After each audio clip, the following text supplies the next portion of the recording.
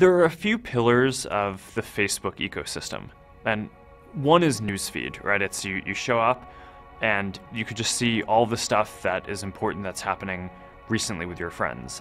Another pillar has been timeline, right? Each person can share whatever they want with whomever they want on Facebook, and your timeline is your place where you can curate everything that you want to show up about you, and it's just everything about you in one place. And Graph Search is going to be another pillar that's like that. So there's really simple things that people want to do. They want to find all the photos they've liked. They want to find all the photos of two particular people, all the photos of their family. They want to find all of their friends who live in a particular city because they're going to visit there. And those are really hard things to find right now. You have to go to a bunch of different pages, you have to piece all this stuff together, and now it's easy. You can say what you want and you get the results. And in web search, it's very often the case that, if you do a search for, Apple and I do a search for Apple, we're basically going to get the same results.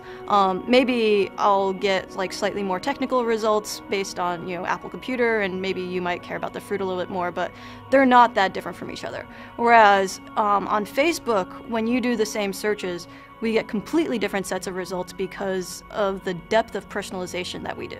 The types of questions that we can solve are kind of the slightly nuanced and social questions that you wouldn't typically think to ask of a search engine, that you wouldn't typically think that the internet could solve for. There's a lot to be said for taste, like what movie should I go and see? What bands might I like based on the friends that I have? Well, I had a toothache the other day, and so I'm relatively new to the area, so I didn't have a dentist, and looking up dentists that my friends liked was really awesome because I knew I was going to go to someone who knew what they were doing, which she did. It's interesting because most people today don't think about Facebook as a place to discover places where they could go eat or things that they could go do. But with this product, it's so natural to be able to do that.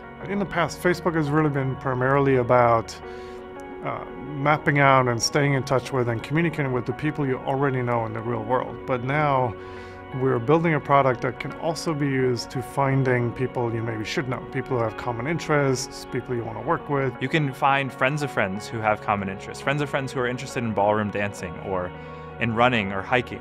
And in many ways, what this will do is make your community feel a bit smaller, make the world feel a bit smaller. Today, we're really just starting off with a few basic types of things that you can search for. People, photos, places, pages for businesses, and that's just the start. We wanted to get this out as early as possible so we could get feedback from users, iterate, make the product better, and get it to a point where we can launch this to everyone. We just view this as a project that we're going to be working on for years and years to come, but as it gets more complete, it's just going to be this amazing resource for a lot of people around the world to use.